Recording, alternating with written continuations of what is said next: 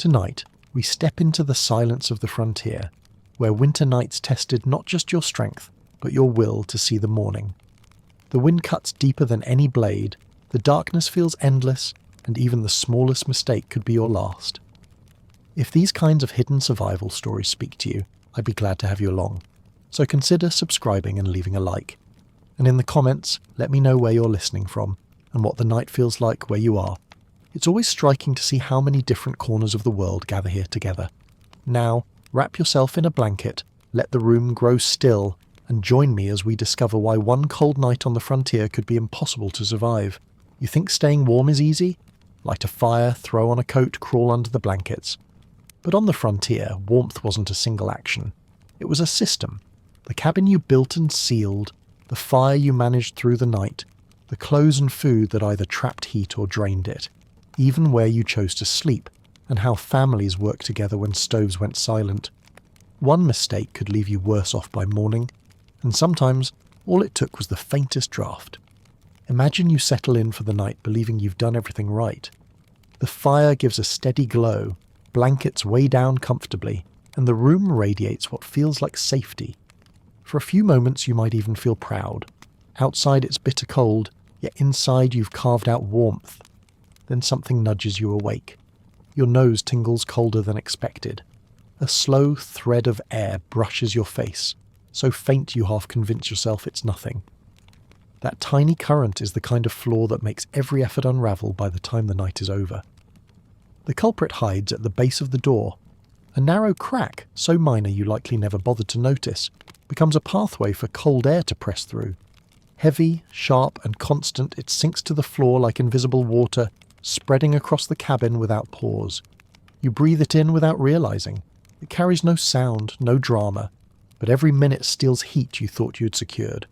The gap looks harmless. It isn't. You can feed the fire as much as you like. The flames rise, the coals glow, but the warmth they build slips immediately toward the draft. The bucket with holes metaphor fits here best. Imagine pouring water into a pail that leaks straight out the bottom. No matter how much you add, the level never rises. That's the rule the door crack sets. It decides how the night goes, not the amount of wood you stacked. Consider how it feels in practice. The air never blasts in violently. That would wake you and spur action.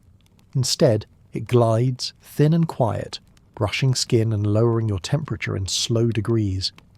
A child sleeping closest to the gap might not stir once. Their skin grows pale, fingers curl against the chill, a faint cloud escapes their lips. A blanket cannot block air already moving in the room. By morning, a family might discover stiff bedding and faces too cold to ignore, all because a seam the width of a coin went untended. This is exactly why settlers treated sealing the cabin like a ritual. They tucked moss into the spaces between logs, pressed rags into gaps under doorframes, hung heavy quilts over entrances to break incoming drafts, and even piled snow against the outside threshold. Each measure sounds small, even makeshift, but research on frontier construction shows this was their line of defence. What looks crude to us functioned as insulation layers, buying them safety 1 degree at a time. It wasn't about appearance, it was survival. From today's perspective, shoving moss or a quilt at the doorframe might look like superstition, the sort of thing someone desperate believes will help. But those choices were born from experience and passed down year after year. Everyone knew where cold would sneak in, and everyone knew what happened to those who ignored it. Trust wasn't placed in modern insulation or sealed windows. It rested on stuffing whatever material was available between wood and stone so that families could wake with blood still moving in their fingers. The danger of exposure inside a cabin was often sharper than outside. Out in the open, you recognize cold immediately and react with every layer you can find.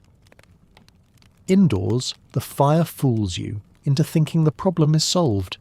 You take off a coat, maybe relax too soon, while the draft drains warmth in silence.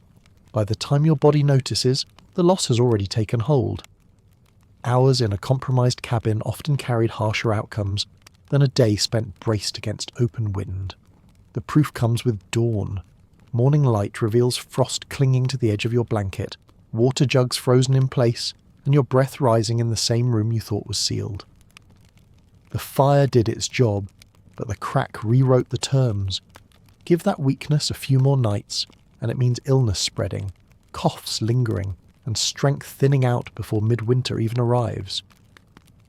The smallest draught was not a nuisance, it was a warning signal ignored at your own cost. The cruelest detail is how unremarkable the mistake feels. Not enough moss beneath the doorframe, no quilt hung before bed, a rag left unused when everyone was too tired to bother. Those little lapses made the difference. The threat wasn't loud or theatrical. It was humdrum neglect that carved inroads for cold, night after night. Families learned quickly that complacency at the doorway was every bit as deadly as neglecting the fire itself. The lesson settles into one fact. Failing to seal the draught means failing before the real struggles even start. Before you worry about chopping wood or hauling water, this single oversight bends the odds against you. The cabin only stands as protection if it is sealed properly. Ignore that duty, and you go to sleep inside a trap masquerading as shelter. So yes, a tiny seam under the door has the power to undo every effort made. And once you see that, another question rises. Sealing the door buys you safety. But what if your wood pile, the very thing you rely on to keep the fire burning, quietly works against you? Sealing the draught was essential. But why did your choice of firewood still carry the power to betray you? You probably don't spend much time thinking about firewood. To you, it might just be fuel, something you toss in a pit, light up, and watch until it turns to coals. But for settlers, that assumption could cost the night. Firewood wasn't all the same. Each type carried different risks and rewards, and picking poorly could leave you shivering long before dawn. They knew the rules from experience. Oak meant steady heat and long-lasting coals that carried a fire through the dark. Hickory was dense, powerful fuel, prized for warmth that felt as solid as iron. Pine was quick and bright, but it burned fast, left behind weak ashes and coated chimneys with sticky creosote. To put it simply, hardwoods were survival, softwoods were starters. Settlers trusted those traits as guidelines passed down like warnings. The danger came once you stopped paying attention. A stack of pine logs could fool you. At first the flames leapt high, lively and comforting, with smoke that smelled sharp and resinous. But the strength faded just as quickly. While you slept, those beautiful flames collapsed into a thin grey scatter. No glowing coal bed remained to radiate warmth into the room. You wake in the dark and the stove is only orange at the edges, not red underneath. That one mistake, the wrong pile left by the hearth, becomes the difference between a cabin that breathes warmth and a room that freezes from the floor up. That was why fathers taught children early on. Wood was not just a chore, it was strategy. Oak and hickory weighed heavy on the axe, back and shoulders. They required sweat to cut, split and haul. But their payoff came at 3 a.m. when everyone else slept, and those same logs carried the fire without help. Softwoods were easy to gather, easy to burn and easy to regret. A single armload of hardwood stacked right could beat an entire heap of pine when the cold pressed hardest. Settlers learned that lesson not through abstract teaching, but by living the painful results when shortcuts failed. Now picture the experience of realizing you made the wrong choice. You stir in the stillness, the shutters rattle faintly, and your blanket feels thin though it hasn't moved. The fire that seemed so strong earlier offers only an apologetic glow on a few tired embers. The scent of wood smoke you expected is gone. All that remains is creeping cold already tugging at your hands and feet. You hesitate to rise because you know what's coming. Frost on your boots, kindling too hard to catch fire, and the sick certainty of trying to coax warmth back into a room already claimed by the night. And truthfully, most of us today wouldn't see the trouble coming. Could you glance at a woodpile and identify the hickory from the oak, or the pine from either one? Could you weigh a split? Log in your hands, judge its density, and guess how long it would burn? Most people raised with central heating couldn't. Harder still, would you have known to season the wood months before the freeze, to cut and split it in spring, stack it properly for airflow through summer, then dry the best pieces indoors so they never caught damp? Settlers stored different stacks by species, pulling pine only for quick fire starts and saving hardwood for the hours when silence was deepest. To them, it wasn't trivia, it was insurance. Getting it wrong carried double punishment. Wet wood smoked instead of burning, the fire choking as it fought moisture instead of giving heat. The cabin filled with haze, eyes stinging and lungs raw, while the actual warmth never arrived. Or maybe the wood had been cut but stored wrong against the cabin wall, where rain and snow took their slow toll. By winter, your fine stack of firewood had rotted soft. What looked like strength turned to mush in your fingers, another season's labour wasted when you needed it most. And even when the wood was sound, skill mattered. Splitting against the grain could make pieces jagged, leaving them impossible to stack tightly or burn evenly. Toss logs into a heap instead of neat rows, and air wouldn't circulate. The pile you expected to dry through the long summer instead stayed damp, feeding you smoke and disappointment come January. None of this felt decorative or fussy. Every overlooked detail echoed later in the dark, at the hour when you tugged a quilt higher and tried to blow heat into your own hands. The fire you built in those conditions might still look lively at first. A bright flare, a few sparks, the sharp crack of rapid burning. These seemed enough to fool you into confidence. But midnight told another story. Settlers understood fire wasn't about performance, it was about endurance. They drilled their children in stacking logs with care, seasoning them right, and feeding fires with pacing. Choices like those were invisible once the flames began. Still, within hours the results were loud in their silence. Either comfort rolling into midnight or frost working its way into your very breath. So the wood outside wasn't neutral. Every piece had value, some for starting sparks, others for surviving sleep. A pile of pine promised only betrayal, beautiful while it blazed, absent when you most needed it. The oak saved for nighttime meant you could close your eyes without fear. In families who had no margin for error, the lesson sank deep. Pick poorly, and you woke to coals gone dark, blankets stiff with frost, and a room where the floor breathed cold into your bones. Pick well, and you might only wake to adjust the stove before rolling back to sleep. This was the harsh arithmetic of the woodpile. Small.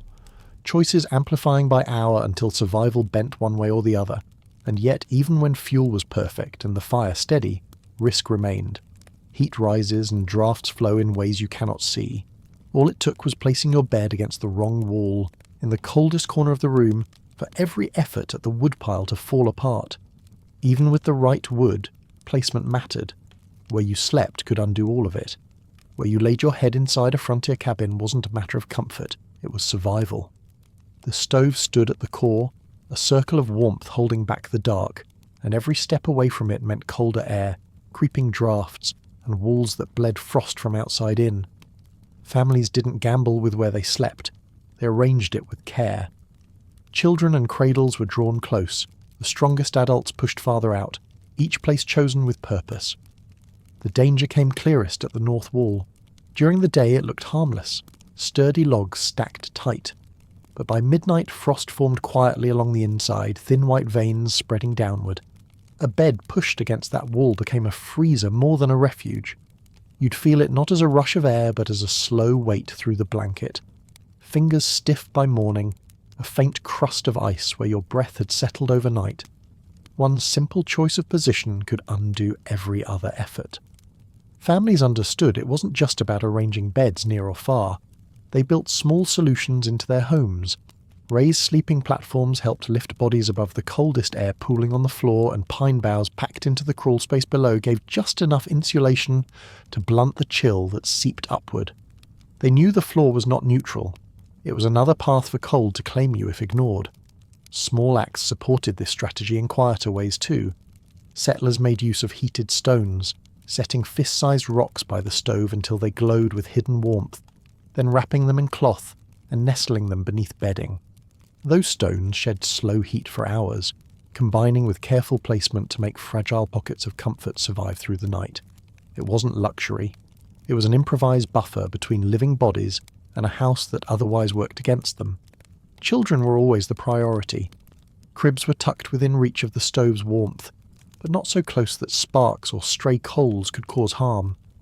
Fires burned unevenly, so they swaddled the youngest in layers of wool and fur, cocooning them in the little heat available. Older children lined up together, shoulders touching, so warmth could trade back and forth through the hours. It was less about anyone's private comfort than about the family's collective survival. You, by contrast, might scatter furniture casually. You'd pull a bed out for privacy, maybe position it beneath a window for light or a view. But frontier life erased those indulgences. A bed shoved against the wrong wall wasn't cosy. It was an icebox. A mattress on bare floorboards wasn't restful.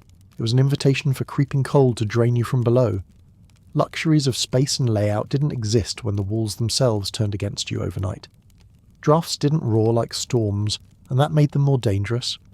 They braided into the room delicately, dipping along walls and settling onto floors, so you noticed only after your body stiffened and your sleep grew shallow.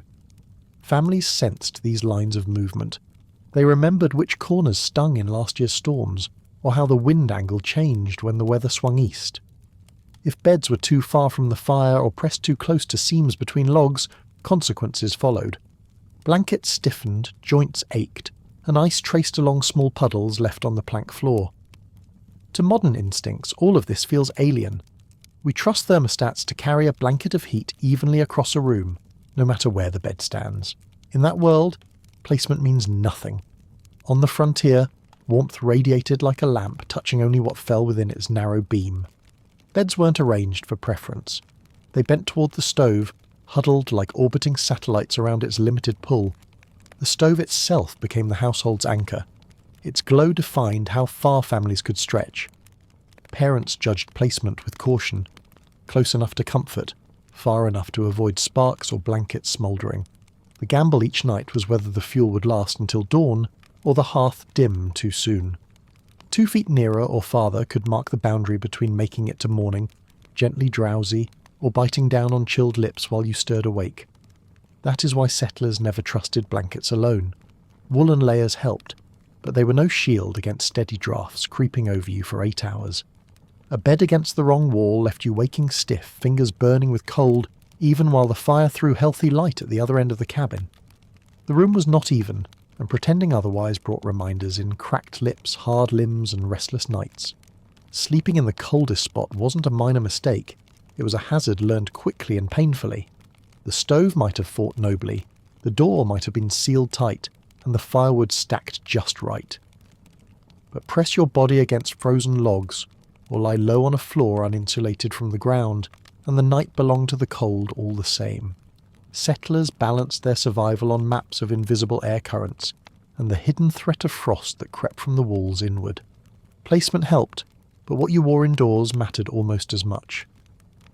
Imagine stepping into that cabin on a winter night, dressed in layers you trust. Your best jacket, thick gloves, maybe even that cotton hoodie you wear every December. It feels solid, comforting, protective. But on the frontier, that choice would have been more than careless.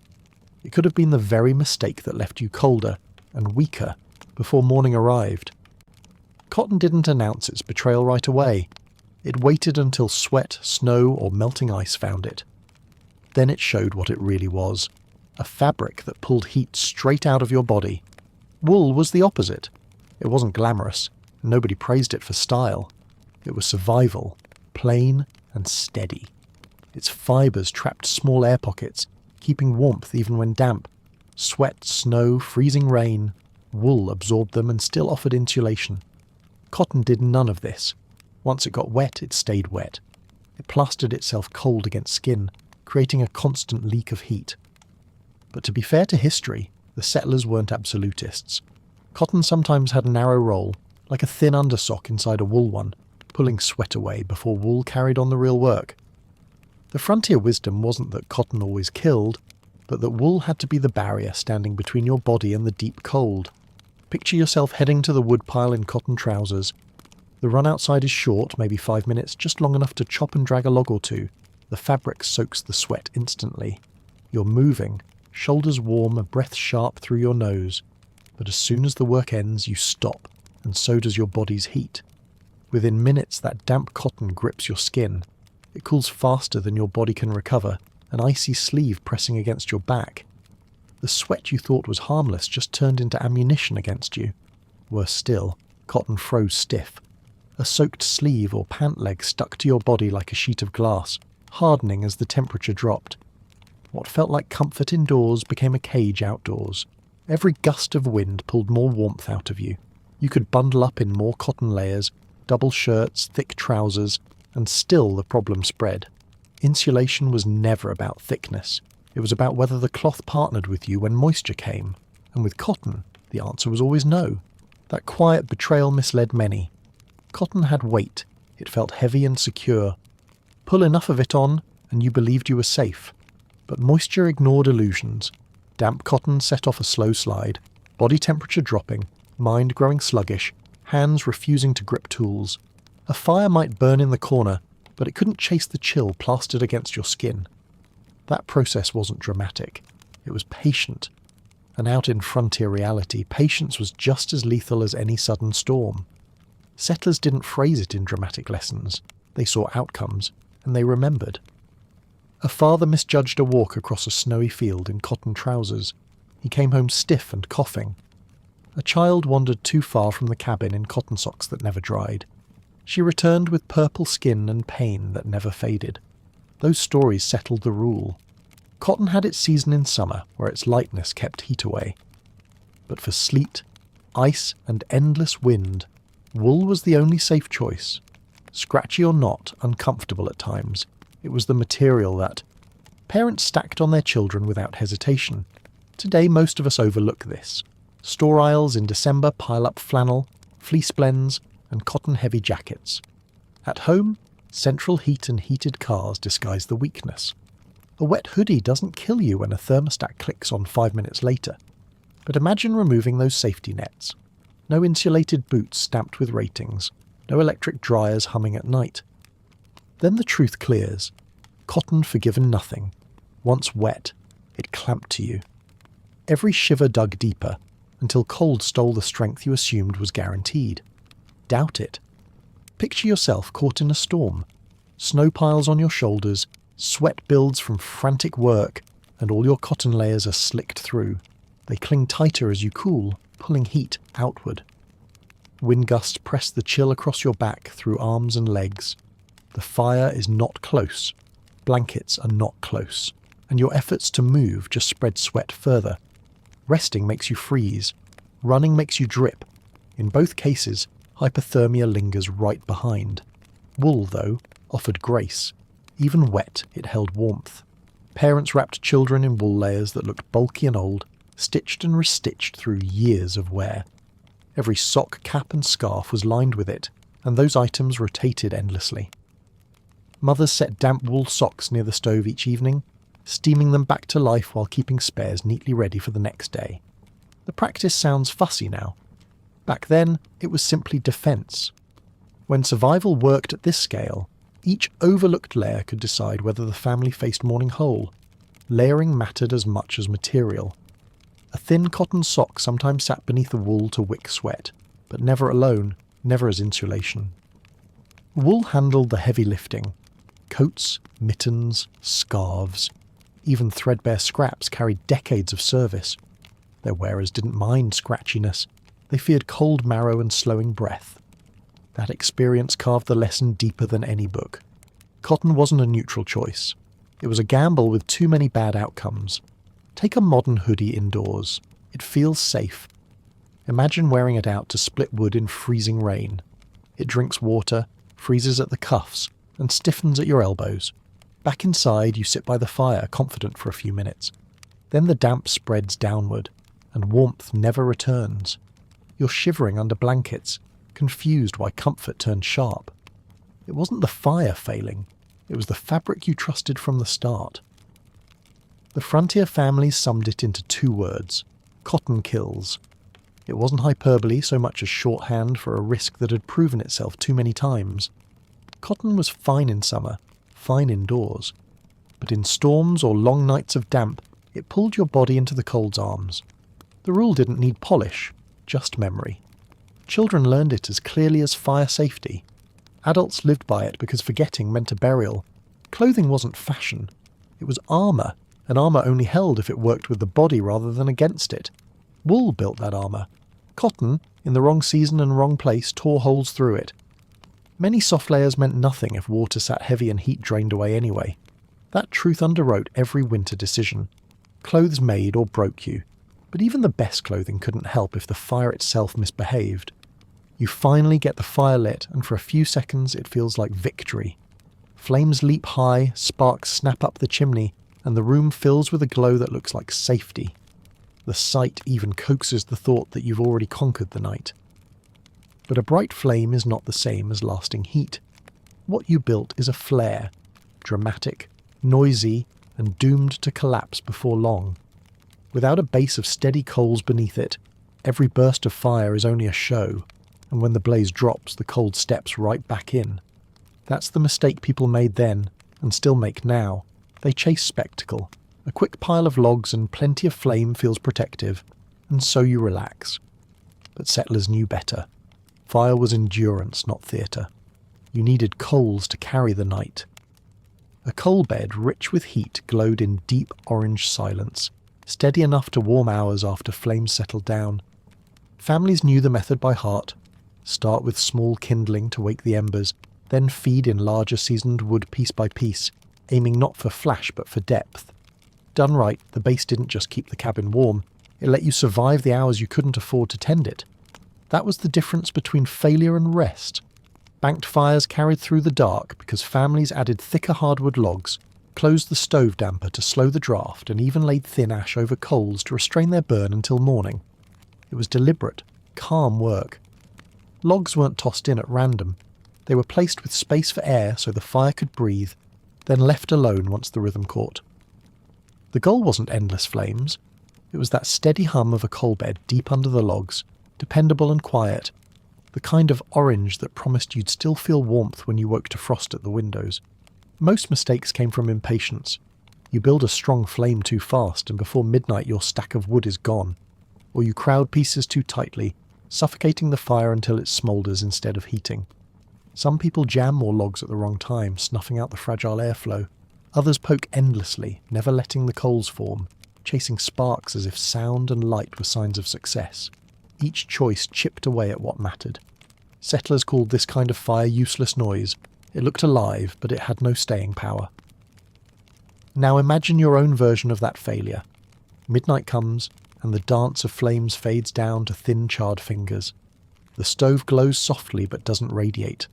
Orange flickers turn weak, and the air stiffens against your skin.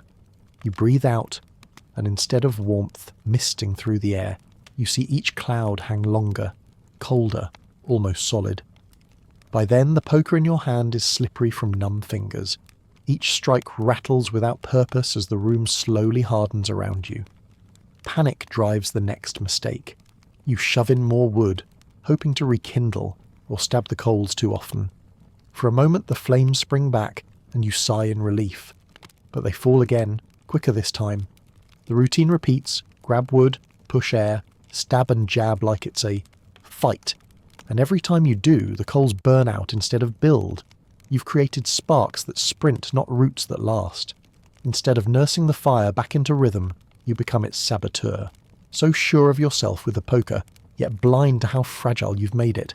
Settlers avoided that trap by treating fire less like an enemy, and more like stock to tend. A cow gave milk when cared for, a fire gave heat when trusted to routine. Once built right, you left it alone to settle into its rhythm. Too much interference wrecked balance. Too little attention let it gutter to silence. When the fire worked, there was no fuss.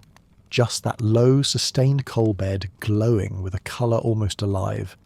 That was the sight you wanted before climbing into bed. Not a roaring storm of sparks, but a calm heart of heat hiding under ash. The truth is, most of us today would lose the fire long before dawn. Without practice, logs get stacked wrong. Damp wood sneaks into the mix. Air vanishes where it's needed most. The flame sputters out, and then there's no easy way to bring it back. Flint grows hard to strike with numb fingers. The tinder you thought would last is already gone because you wasted it early. And then the cabin changes quickly. Silence creeping in, frost frosting across leftover water, blankets stiff and uncooperative. A failed fire doesn't just mean discomfort. It means exposure no quilt can erase. That's why collapse was a spiral. Missing the coal bed wasn't a small error, it was the first domino. The fire falls apart, you panic, you waste wood, you use tinder that won't relight. Soon your survival chances shrink to crawling under heavy blankets, huddling together for borrowed heat, and counting hours until weak daylight arrives. The fire didn't simply slip away. It betrayed your trust because you betrayed its rules of patience and care. So yes, anyone can spark logs to life. The harder art was keeping them alive at a whisper all night long. The settlers mastered that trick not by chance but by routine, starting with kindling, building up with split hardwood, banking the load, closing the damper, and layering ash. The reward wasn't spectacle, it was security, a coal bed glowing low and steady, the silence of warmth humming beneath wood. If you had that at midnight you could rest. If you chased only a blaze, you paced the floor instead. Even today the lesson holds. Fire is not a sprint. It refuses to be rushed. It listens only to balance the right fuel, the right airflow, the right patience. Ignore those rules, and your flames betray you before your body has even fallen fully asleep. Respect them, and you gain something rare on the frontier, a night where you could trust heat to last, even when the dark pressed hardest around your walls. But fires could be fed correctly, tended perfectly, and still lose the battle. Because sometimes the enemy wasn't your woodpile or your hands on the poker. Sometimes the loss came from what surrounded you. Even the best coal bed couldn't defend against walls that leak their heat straight out into the night. Inside a log cabin, survival hinged on more than the fire. The walls themselves could decide how the night unfolded. They looked solid from outside. Rows of heavy timbers notched tight and stacked high, but to the cold they were full of pathways. A cabin wall might only stand a few inches thick, and without care air leaked through every seam. Leaning against it was less like resting against shelter and more like touching winter's edge through wood. Settlers had no fiberglass, no sealed panelling, no fancy insulation. They had whatever they could gather: moss, straw, scraps of rags pressed into seams. This patchwork defence was called chinking and daubing, though common sense might as well have been the name. The basics went like this: gather moss or grass to fill gaps, then smear a mix of mud, wood ash and fibrous material like animal hair over it so the plug set firm. It sounds crude, but even the smallest plug mattered. A missing bit the size of your thumb meant frost working its way right down the wall before midnight. One overlooked seam was all it took for the air inside to sharpen enough to undo every other effort. Children felt the danger firsthand. If a hand traced along one of those cracks, the cold poured through like an invisible knife. Frost spread inward along the grain, silvering the wood from the inside. A quilt or blanket tacked over it soaked cold just as easily pulled numb in the fabric. The draft didn't roar. It simply whispered, steady and thin until blankets failed and skin stiffened. Every seam was suspect, every gap an open door for winter to walk in. Sometimes the fixes looked almost laughable to modern eyes. Families flattened out newspaper sheets, brushed them with homemade paste, and tacked them tightly to the cabin walls. At first glance it looked like poverty's decoration, but it worked. Old paper cut the draft, added one more skin of insulation, and even bounced back the light of the fire, making rooms feel a little brighter. A cabin plastered with last year's headlines was not pretty, but children slept easier under its plain defence. And not every cabin relied on a single skin of logs. Some were built with double walls, 2 layers of timbers with a narrow gap between. Families stuffed the gap with moss or straw to trap air and create what we'd call dead space insulation today. It wasn't engineering elegance, it was common sense tuned by long winters. These designs mattered most in places where the cold stayed past March, and they meant the difference between walls sweating frost by dawn or holding enough warmth to keep breath from freezing. We don't often think in those terms anymore. Today, a leak in your wall means higher utility bills or wasted heat. Back then, leaks were measured in coughs, frostbite, or funerals. Families checked every seam in autumn, patched them in winter, and patched them again if mice stole stuffing. No one trusted. The walls to hold without constant watching. Children gathered moss like kindling, not because anyone enjoyed the work, but because a coin-sized hole was enough to undo the stove's best effort. Now, imagine ignoring those details. You blow out the lamp, the quilts seem warm enough, and the fire hums steadily in the stove. But hours pass. The thin seam you didn't notice lets a thread of frost inside, and gradually the room cools. Blankets aren't enough. Your joints ache, your nose burns red, and breath hangs heavier each time you exhale. The dog curls closer, and still everyone feels the creeping slide downward. By morning the room is lined with ice at the seams, and you wonder how it froze so badly when you thought you had planned so carefully. The answer is simple. You left the walls unguarded. Families grew skilled at patchwork layering. Old shirts stuffed in corners, rags wedged into hollows, even animal pelts pressed tight to the coldest logs. Each act was small but deliberate. A cabin didn't defeat winter with big strokes. It did it with constant stitching against drafts. It was detail work as steady as chopping wood, and neglect was punished the same way. Too many families learned it late and saw the outcome up close. The strangest part was how subtle the danger remained until too late. You might fall asleep perfectly comfortable. The quilts warmed you, the stove hummed, the air felt quiet. Hours later you wake with frozen breath. The warm air you made slipping out into the night one gap at a time. It didn't crash in as a storm. It crept, leaked, and thinned until the whole room became a refrigerator, and the people in it little more than contents waiting for daylight. Some did better. Seams packed neatly, walls stuffed with moss, paper pasted tight. It worked. The cold pressed in, but the inside kept steady enough for sleep. Families experimented all the time, moving beds nearer the stove, hanging quilts diagonally across corners, or tacking doubled rags against trouble spots. It wasn't decoration. It was defence mapped onto lumber. With enough attention, cabins stiff-armed winter well enough to last until spring thawed out the logs. Without it, they were coffins built wide. Think about that reality. 4 or 5 inches of pine, stripped and notched, standing in snowstorm winds with only weeds and rags sealing it. That was the line between comfort and exposure. Settlers were not engineers in name, but they engineered with what they had. They layered moss into walls, pressed newspaper tight, and sometimes split cabins into double thickness, with a band of dead air moss trapped between. These weren't embellishments. They were the margin of survival. With enough care, the system worked. The fire held the cabin's core, quilts anchored its edges, and patched seams kept the inside habitable, through a season determined to break everything soft-blooded. Families lived whole winters, like this by repeating one lesson: don't leave gaps. But here's the darker thought. What happens when all that ceiling still holds and the heat source itself ceases? A cabin could be patched tighter than a jar lid, and you'd still freeze if silence replaced the steady crackle behind the stove door. So the walls could be watched, stuffed and layered until the leak slowed. But what happens when the stove still goes quiet despite all this sealing?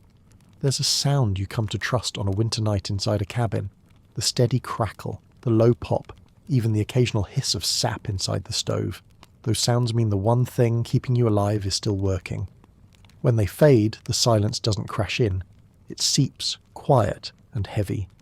You stir, half asleep, and notice what's missing. The stove has gone silent. No hum, no snap, only stillness. And for a family in the frontier, that silence was the most dangerous sound of all. Modern life doesn't train us to fear it. If your heat slips out today, you tap a thermostat, call a technician, maybe grab another blanket for the night. The difference is simple. You rely on a system that can correct itself. Settlers didn't have that. A stove losing its heat meant the lifeline broke, and there was no quick reset. That's why families practiced their responses long before the fire ever failed. They expected it might, and they rehearsed what came next as calmly as collecting water or splitting wood. The routines were plain but effective. Heated stones, wrapped in cloth so they wouldn't burn skin, were set at the foot of beds to radiate warmth through the night. Families pulled tables and chairs together, draped heavy blankets over them, and crawled into the small space to trap breath and body heat.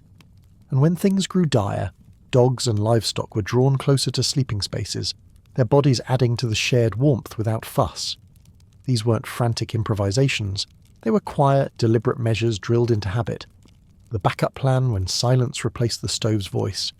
Imagine the steady rhythm of it. A parent rises without waking the children, lifts a stone from glowing coals using tongs, wraps it in ragged cloth, and eases it under a quilt. Another checks on the huddle forming beneath a heavy covering, pressing its edges into the floorboards so air doesn't leak away. Hands still move tiredly, slowly, but without panic. Everyone knows their role.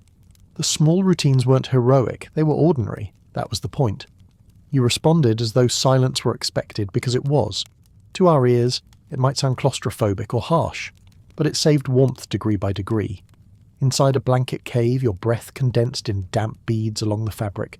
The air turned heavy, but the temperature inside held above the air outside. Children wiggled uncomfortably, maybe grumbled in the close space, but sleep still came because it was safer. There than on the open floor. A warm stone near their toes gave steady heat, enough that morning remained a possibility. The body itself was just as important as rocks or quilts. Heat was a shared resource, and in the still silence you spent it together. Siblings pressed against each other under blankets, parents drew children close, and all the warmth of lungs, skin and breath pooled together against the dark. It wasn't glamorous. No one enjoyed it. But bodies were the stoves that never failed, and every quiet hour pressed shoulder to shoulder was an hour cold couldn't take fully away. Even animals served their purpose. Dogs curled tight against feet weren't company, they were insulation. In bitter stretches, a cow or goat might be penned close to walls or even near the entry space to add one more degree of warmth to the cabin. It wasn't kindness, it was calculation. Every breathing body gave something, and nothing useful was wasted. And when all else failed, there was one more harsh choice. The wood inside the home itself. Broken chair legs, a split beam from the loft ladder, even a part of the table if it came to it. Any wood could feed the stove a little longer. It wasn't done in chaos, but with grim practicality. The furniture carried value, but not more than keeping the family's blood moving until daylight. Losing a table might mean hardship, but it didn't mean death. That was the sort of comparison frontier families learned to weigh without hesitation. Through all of these responses, the mood wasn't panic. Not shouting, not flailing. Silence from the stove was unwelcome but not unexpected. It triggered rehearsed actions. Lift stone, wrap cloth, adjust quilt, wake older children to press closer. By the time the cold deepened, routines were already underway. That's the part most modern people overlook. We treat breakdowns as failure. They treated them as inevitable. Because when you start from that assumption, the silence doesn't feel like betrayal. It feels like a test you've already prepared to answer. Morning light often revealed the evidence of these decisions. Frost still webbed the walls, windows crusted in ice. But beneath quilts and forts, toes remained pink. Breath still moved in chests.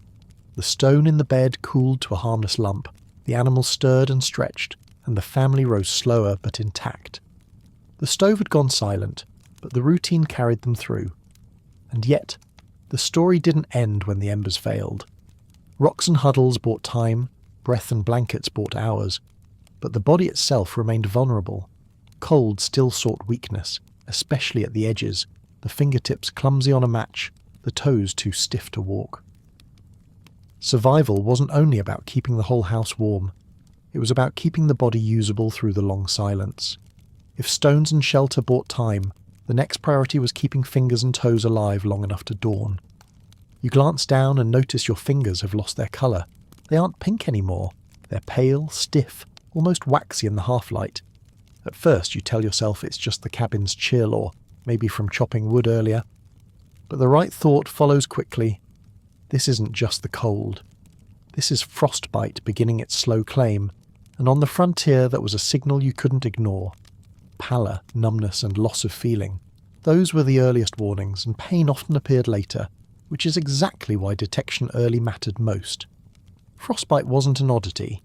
It came every winter, tied to wet boots, damp gloves, endless snow squalls and the exhausting march of chores. Cold didn't strike loudly or suddenly, it whispered. Joints moved slower than they should. Fingertips dulled, skin turned pale in dull patches, comfort faded by degrees. Because the pain lagged behind, people often missed the early signs while they focused on feeding a stove or hauling kindling. On the frontier, missing that first pale patch often meant damage by morning. The lesson drilled into children was simple. If it looks strange, feels numb, or stops responding, fix it now. Frontier families already had routines for that. The first step was removing wet socks or gloves immediately, no matter how inconvenient. Damp clothing was a trap. Skin needed to be dry before you could give it a chance. Warming came next, and it had to be gradual. Hands and feet were tucked against warm skin under clothing, pressed under another's arms, or eased against heated stones wrapped in cloth. Settlers rubbed circulation back into pale patches with firm strokes, massaging steadily until colour returned. Thick animal grease, bare fat, tallow, or whatever was on hand, was sometimes applied across skin as a barrier to slow heat loss. Few steps were complicated, but every second of delay risked more tissue. Picture someone seated near the stove, hand outstretched and pale, while another presses circulation back with brisk, steady movements. Not gentle. It wasn't about comfort, it was deliberately strong. You don't rush them over the fire, you don't shove the hand right into flames. Too much, too fast, and you risk tearing what little integrity the tissue still had. Instead, it's patient, consistent motion. The pink slowly flushes back in, joints loosening, stiffness gone. That was how survival looked in practice. Not frantic, not panicked. Just calm action done right away. Contrast that to modern instincts. Odds are you'd gasp, grab the hand and jam it so close to the stove you'd risk burns, thinking more heat meant faster recovery. Or you'd wrap it too tightly, hoping a blanket solved everything instantly. That impatience worked against you. Settlers treated frostbite the way they treated fires. Slow, gradual correction. Heat had to seep back in gently, not roar in violently. Calm was the real defence. A child shown a pale fingertip wasn't met with shouting or alarm, but with clear steps. Rub, remove wet cloth, tuck into warmth. That kind of steady response prevented panic and saved skin. Feet posed a different problem. Even without freezing, dampness left untreated caused real damage. What soldiers later called trench foot appeared any time boots stayed wet and air stayed cold. Toes swelled, the skin cracked, and walking became painful long before frostbite arrived. Settlers avoided this by rotating socks daily, making sure dry pairs lived near the stove at night so at least one set was always warm, always ready. A boot stuffed with wet cloth was a disaster waiting. Dry wool was treasure, and its nightly rotation was ritual. When someone ignored the warnings, progression was quick. Pale turned grey, numbness deepened, stiffness locked in. By the next day, black patches meant circulation had stopped too long. Those outcomes were feared, not because gore lurked at the end of it, but because every damaged finger or toe stole ability. A hand that didn't grip an axe meant wood went uncut. Feet that swelled meant no kindling was fetched. Work slowed, survival chances thinned. Frontier families spoke of frostbite not with clinical terms, but with quiet notice of what was lost. A neighbour now stiff in their walk, a father's hand curled forever, a mother's toes that never again fit into boots right. It was the tax winter claimed when you missed the easy warning. Parents repeated the lesson endlessly. Pay attention to your hands, notice your toes. Redness warming back in was victory, whiteness spreading was danger. Children learned it whether they wanted to or not, because the proof lived in the adults around them. Scarred fingertips, odd nails, stiff joints, reminders worn for decades. Survival wasn't just luck, it was vigilance drilled daily. And that vigilance made frostbite prevention reflex rather than a late discovery. Now place yourself in their boots. You're swinging an axe, sweat dripping, breath clouding in front of you. Numbness creeps in, but you tell yourself it's fine. By the time you notice whiteness, you've delayed too long. You panic, flap your hand, maybe shove it against the fire. None of it reverses the damage as fast as simply stopping earlier and rotating in warmth. The difference wasn't skill, it was attention. They acted when it looked dull and pale. You'd likely wait until feeling was gone, and by then it was half too late. What shocks most modern people is how undramatic frostbite felt at first. No stabbing pain, no theatrics, just a dull coldness, soft skin, stiff motion. The hurt arrived later, when circulation fought back, when stinging fire returned as blood rushed in. Waiting for pain was a mistake. By the time it appeared, damage often already happened. The frontier wisdom was cool and clear. Don't wait for agony. Whiteness and numbness matter even more because they show up first. Some settlers took measures even before signs began. Mittens bulged with wool stuffing, boots lined with scraps of fur or moss, layers greased against wind. Before bedding down at night, socks rotated, boots dried against the stove, fingers checked. Prevention mattered because repair cost too much later. A single untreated frostbite wound became an entry point for infection, and without modern medicine, infection risks often matched the cold itself in danger. The cure was not dramatic. It was careful routine, done every day. So yes, frostbite was relentless, but it could be fought.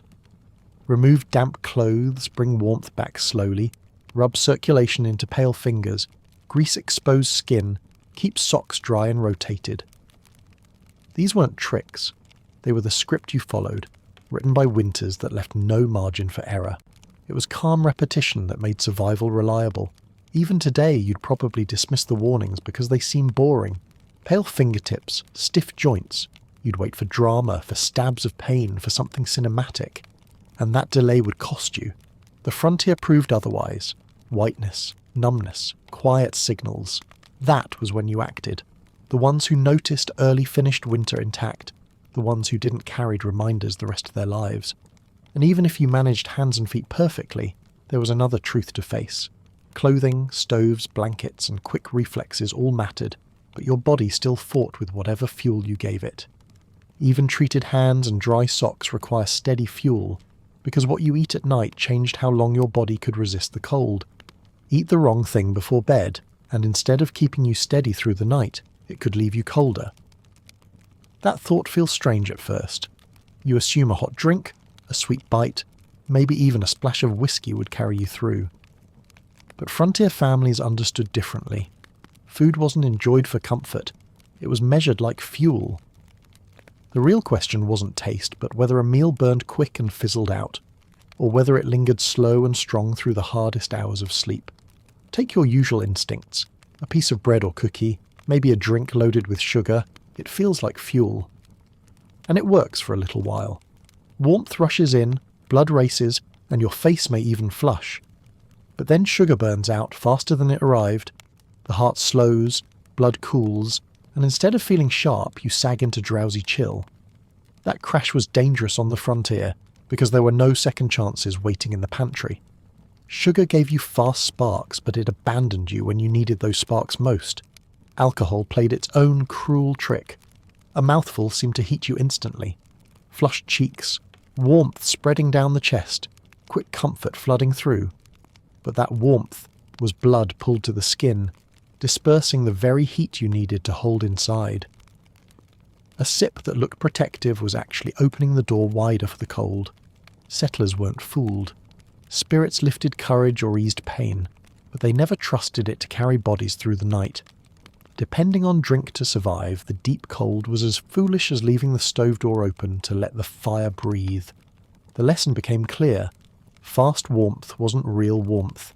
Sugar and alcohol dilated blood vessels and gave temporary heat, but they worked like pine logs in a fire, dramatic, bright, and gone in flashes. Fat and protein worked differently.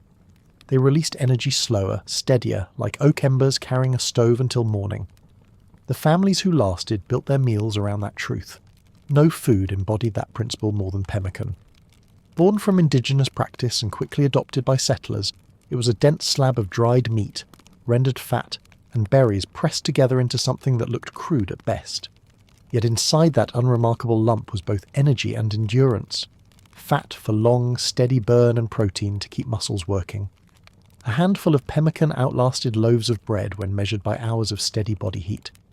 Many cabins survived nights, not because their stoves held, but because their stomachs did. Imagine the dinner table in January.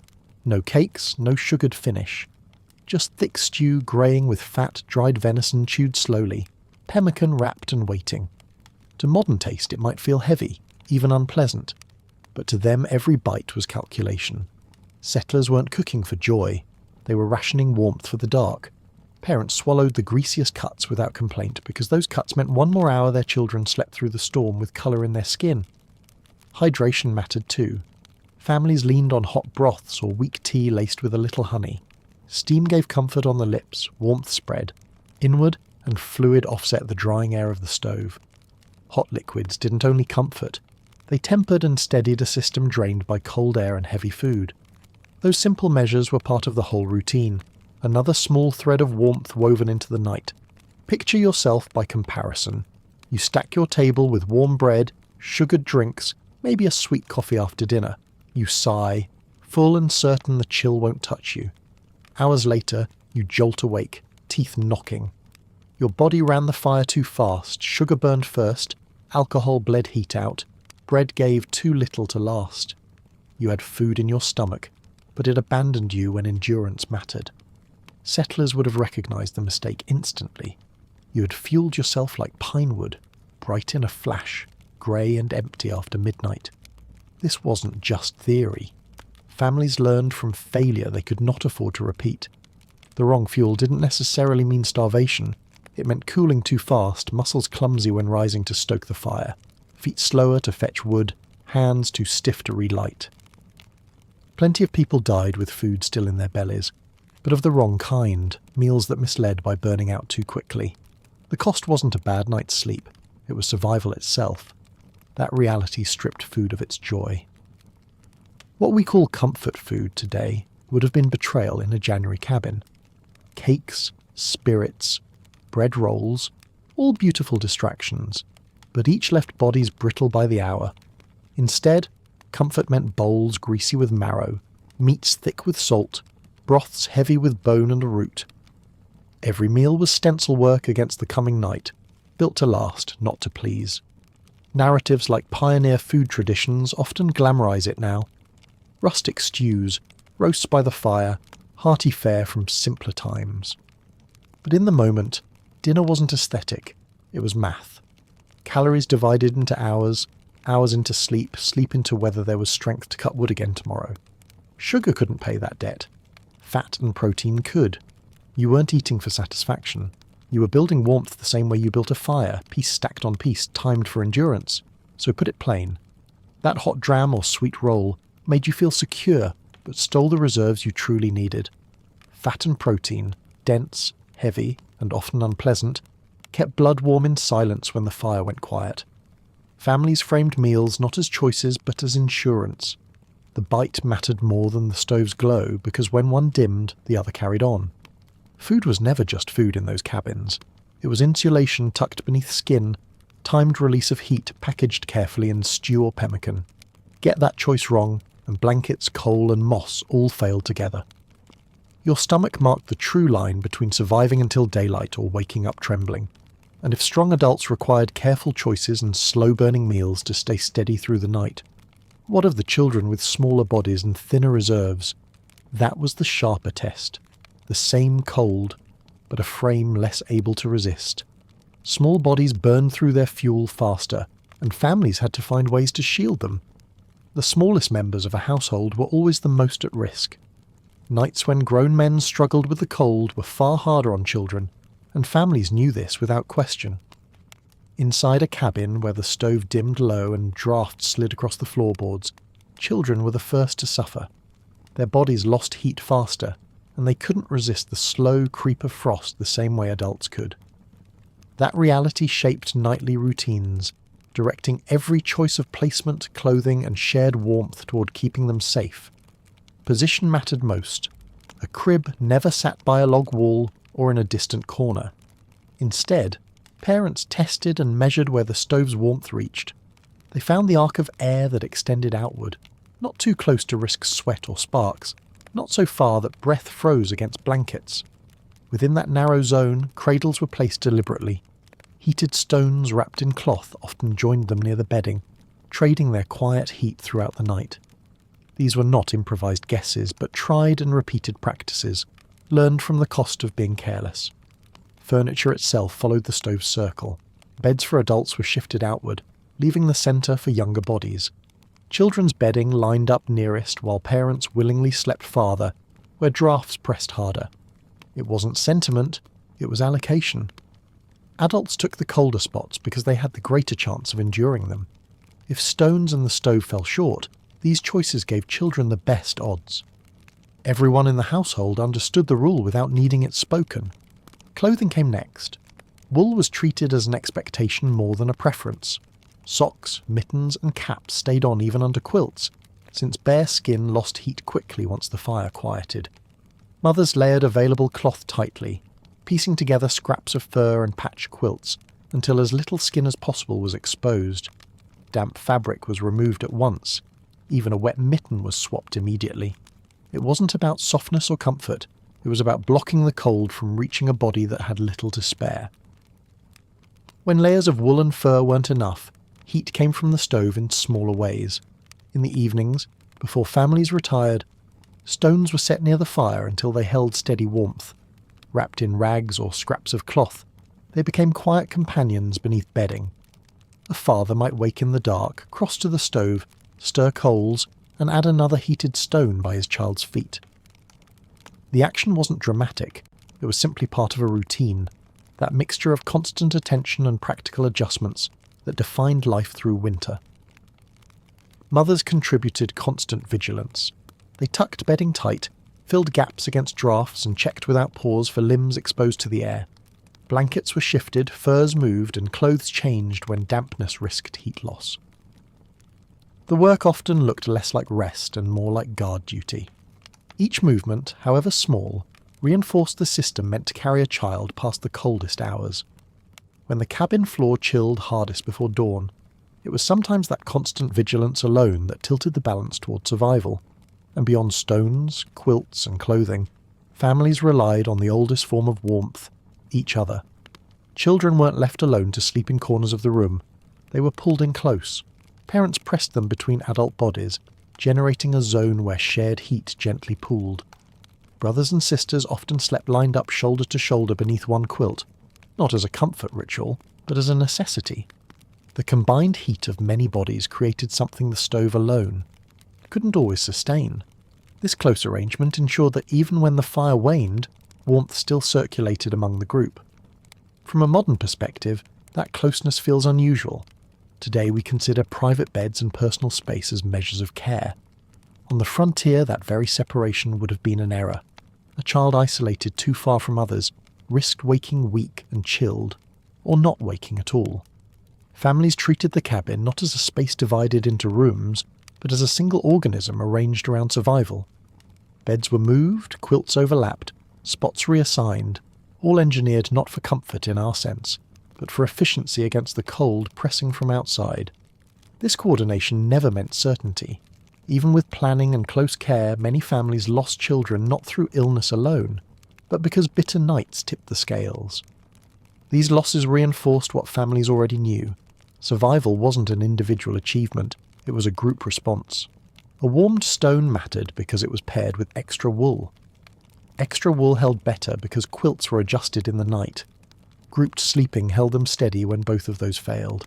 Survival was never about one trick. It was about the layering of many actions working together until daylight. Daily life built habits around this need. Parents didn't wait until children were older to teach prevention. Simple routines became second nature. Gloves pulled on before stepping outside, socks rotated near the stove each evening, hands rubbed when skin paled. Children learned to accept wool despite its itch, to sit closer to siblings when cold, and to hold heated stones wrapped in cloth without dropping them. These were not burdens placed upon them, but skills absorbed by living within systems built to protect them. The cabin itself became a map of vigilance after sundown. Parents noted drafts by memory and sound, knew which spots allowed cold air in, remembered which blankets insulated best, and tracked them all without written plan. A baby's placement, an old quilt's edge, or a draft from the floor, all these details were balanced nightly. To us, such constant care looks exhausting. To them, it was the structure of living inside a world where mistakes had no second chance. And at the heart of this attention was a recognition that children were not expected to endure on their own. They survived because adults reorganized themselves around their needs. Father rising in the dark for another heated stone, mother waking lightly at her child's shift beneath wool, siblings pressed together to share warmth. Nothing about it was accident or improvisation. It was deliberate, structured care repeated every night in winter.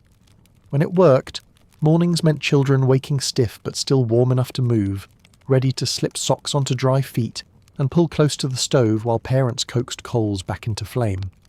A household's relief came not from triumph, but from the small success of routine holding just long enough.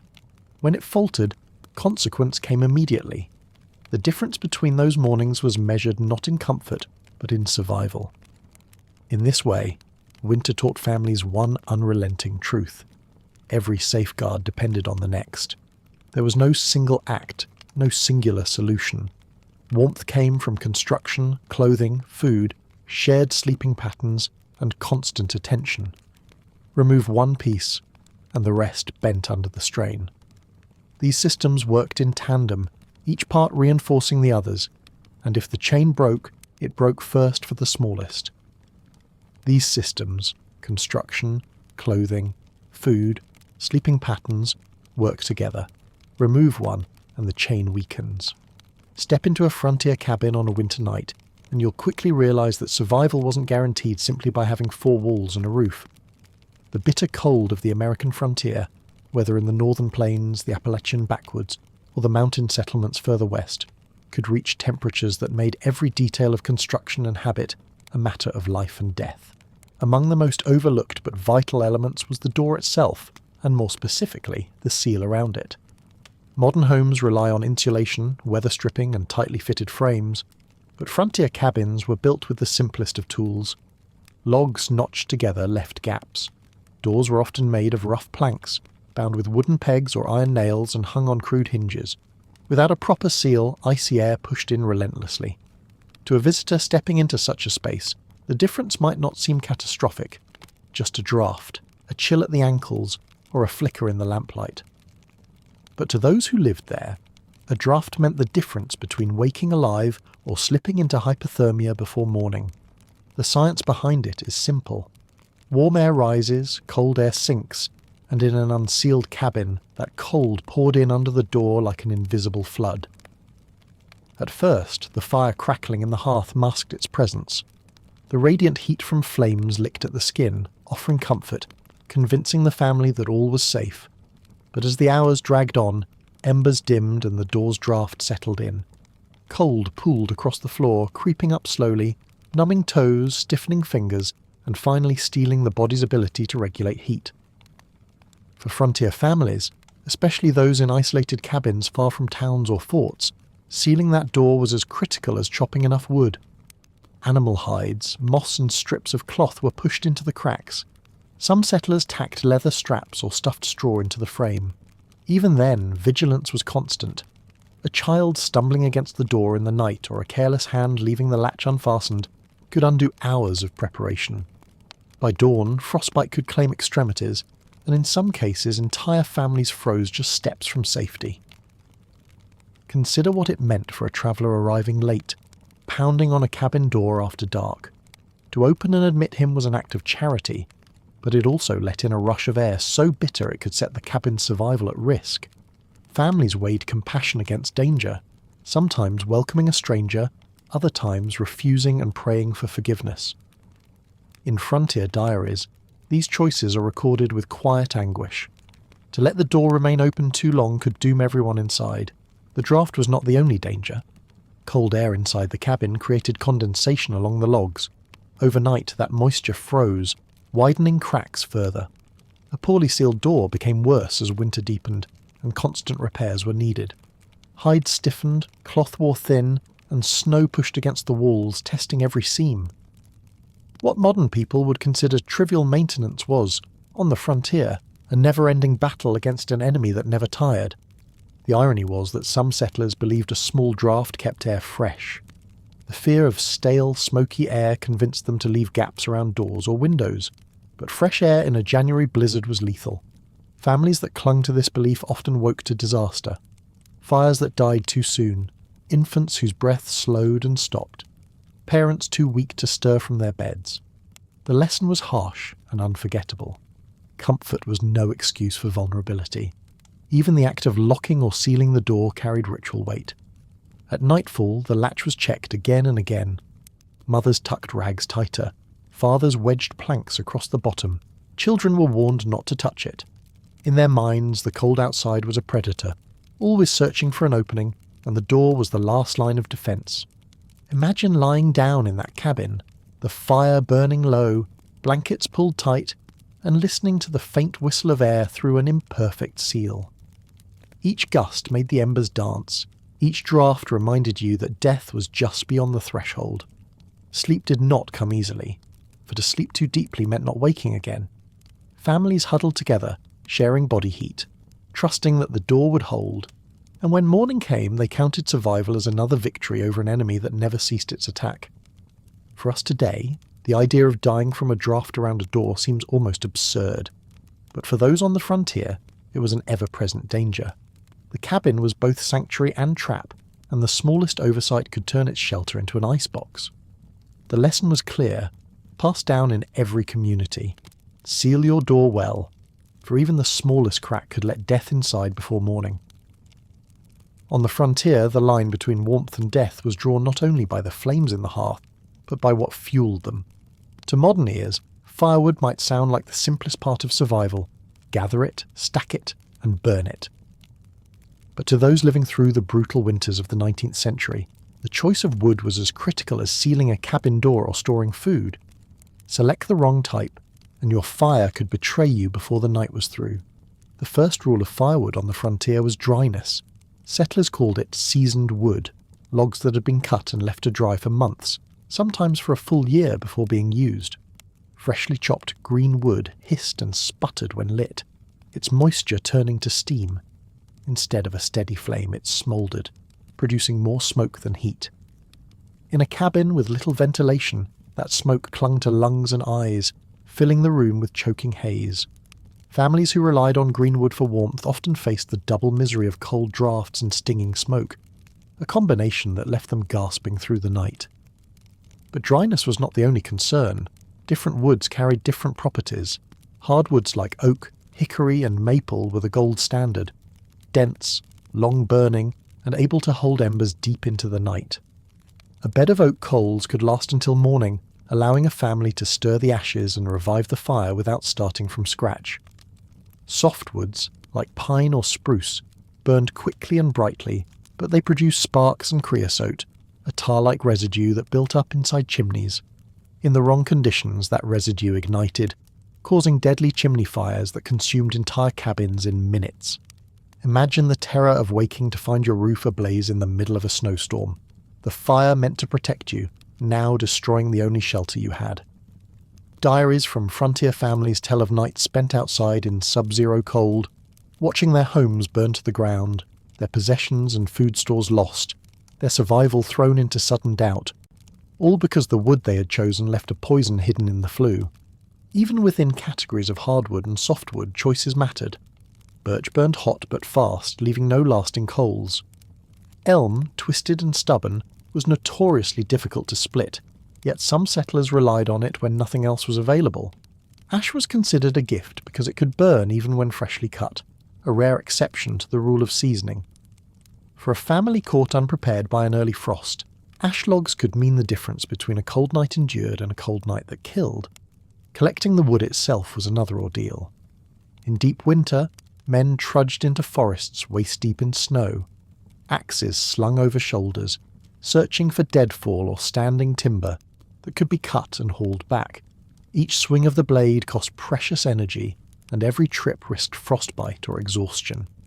Sometimes, in desperation, families burned whatever they could find: damp logs, green branches, even furniture. But desperation carried its own price: a fire that smoked without heat, or that burned itself out long before dawn. For many settlers, the solution was careful preparation. Woodpiles were built high and dry in autumn, covered with bark or hides to protect them from snow. The stacks themselves became silent indicators of survival. A dwindling pile in February was a death sentence. Families rationed each log, counting how many were needed for night, how many could be spared for cooking, and how many had to be held back for storms. To miscalculate was to gamble with life. Fires themselves required skill. Building a blaze too large too quickly wasted wood and sent heat rushing up the chimney instead of into the room. Too small, and the fire died before midnight. The art was in layering, tinder and kindling to catch, logs arranged with enough space for air to breathe, heavier hardwoods fed in slowly. At the end of the evening, the fire was banked, covered in ash to smother flames but keep embers glowing. In the morning, the ash was pulled aside and the coals stirred back to life. Done correctly, this ritual gave warmth without waste. Done poorly, it left the family shivering, forced to start anew. And there was one more danger, less visible but no less deadly: carbon monoxide. In cabins with poor ventilation, burning the wrong wood created invisible fumes. Families might fall asleep around a smoky hearth and never wake again. Neighbours sometimes found them days later, stiff and silent. The fire reduced to ash, the air heavy with poison. No sign of struggle, just the slow creep of gas into sleeping lungs. The wrong firewood could also betray in subtler ways. Resinous pine logs spat sparks, sending embers onto floors and bedding. A single ember could smoulder unnoticed until the cabin filled with smoke. Softwoods that burned too quickly forced families to rise again and again through the night, feeding the flames when they should have been conserving strength. Exhaustion set in, making mistakes more likely. An untended door, an unlatched shutter, a fire left too weak to warm the air. In hindsight, the rules of firewood read like common sense, but to settlers struggling against exhaustion, hunger, and bitter cold, mistakes were inevitable. A man might choose green wood because it was easy to cut, or softwood because it was nearby. In doing so, he invited disaster, not out of ignorance but out of desperation. Survival demanded constant vigilance, and even then nature punished carelessness without mercy. So when you imagine yourself on the frontier, don't just picture the cabin or the fire. Picture the woodpile outside, the careful stacking of oak and ash, the wary glance at the dwindling supply. Picture the smoke rising from a chimney and know that it carried both life and death within it. For on those cold nights, the wrong choice of firewood was more than a mistake. It was an invitation for the cold to claim its due. On the frontier, survival wasn't just about fire and shelter. It was also sewn into the very fabric of what you wore. Clothing was more than comfort. It was armour against a relentless enemy that killed silently, not with claws or teeth, but with cold. And in that world, the wrong choice of clothing could be as fatal as drinking poison. Today we think of winter clothes as anything thick or insulated, but on the frontier, insulation wasn't about bulk, it was about material. The great divide was between wool and cotton. Wool, heavy and scratchy though it might have felt, was the gold standard of survival. Cotton, by contrast, was a death sentence when worn in freezing weather. Settlers had a simple saying passed from one family to the next: cotton kills. The reason was moisture. Cotton absorbs water like a sponge, whether from sweat, snow or rain. Once it was wet, it stayed wet, and a body wrapped in wet cotton cooled 25 times faster than one wrapped in dry fabric. Imagine a farmer chopping wood in a cotton shirt, his skin damp with exertion, then stepping into the evening frost. The shirt stiffens, clings to his body, and pulls heat away relentlessly. By morning, he might wake with numb fingers, if he woke at all. Wool, however, has a natural resilience. Its fibres trap air, creating insulation even when damp. That meant a wool coat or blanket could keep in heat long enough to make the difference between life and death. It wasn't perfect. Nothing was in the face of a frontier winter, but it gave the body a fighting chance. That is why families guarded their woolen garments like treasure, patching and repatching them, passing them down across generations until they were little more than threadbare scraps. Leather and fur were the other allies. Hunters and trappers swore by deerskin, buffalo hides and raccoon pelts, stitched into coats and boots that could withstand snow and wind. Frontier children sometimes wore garments cut directly from the hides of freshly killed animals, crude but effective. And yet even these materials had their limits. Without proper layering, the warmth escaped quickly. Without dryness, even fur froze solid, turning from insulation to ice. Layering was another art. A shirt, a wool tunic, a hide coat, all worn together, trapped heat far better than a single thick garment. But settlers didn't always have enough clothing to layer. Poverty meant scarcity, and scarcity meant families made do with what they had. Diaries from homesteads record mothers wrapping children in old sacks or quilts when winter came, improvising with whatever could block the wind. For many, survival was less about preparation than about creativity. Boots and footwear presented their own dangers. Leather shoes, once wet, froze stiff overnight. In the morning, settlers warmed them near the fire, risking cracks and holes that let in snow. Feet that stayed wet for long developed frostbite quickly, and frostbite on the frontier wasn't just pain. It was amputation, infection, and often death. To counter this, some settlers stuffed boots with straw, moss, or wool scraps, anything to wick away moisture. Yet even with these tricks, many walked with numb toes, each step a gamble. Headwear, too, could decide fate. A simple wool cap, tied tight, could conserve an enormous amount of body heat. Without it, the body lost warmth faster than a fire consumed kindling. Frontier people knew this instinctively, even if they didn't understand the physiology. Hats were as essential as axes or rifles. In drawings from the era, you rarely see a bare head in winter. Those who risked exposure often paid dearly for it. Even modern clothing, if transported back in time, might betray you. Synthetics designed for fashion, not survival, hold little warmth. Downcoats so effective today would fail quickly without waterproof shells. Denim jeans, so common now, act like cotton sponges in snow, sapping heat from the legs. A 21st century traveller stepping into a 19th century frontier night with modern, casual winter wear would likely fare worse than the settlers who understood the unforgiving rules of fabric and layering. But the greatest danger wasn't always the material, it was overconfidence. Many settlers believed that simply dressing warmly was enough. They bundled in coats and scarves, but neglected to change damp undergarments or overlooked the risk of sweat freezing against their skin. A man chopping wood in heavy layers might strip off his coat, working hard until he sweated through his shirt. Later, when he sat by the fire and cooled, the wet fabric clung to him, pulling away heat even faster than the draft through the cabin door. By dawn, he might never rise again. Clothing also became a marker of endurance and ingenuity. Women stitched quilts from scraps of fabric, layering them to trap warmth. Children wore hand-me-downs that no longer fit, sleeves too short, or coats patched so many times they barely resembled the originals. Fur collars were added to worn-out cloaks. Mittens were made from pieced-together scraps of old blankets. Each stitch carried the weight of survival, each garment the promise of one more night endured.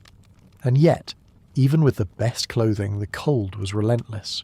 Frost found its way through every seam, every gap. Breath froze in beards, lashes iced over, fingers stiffened inside mittens.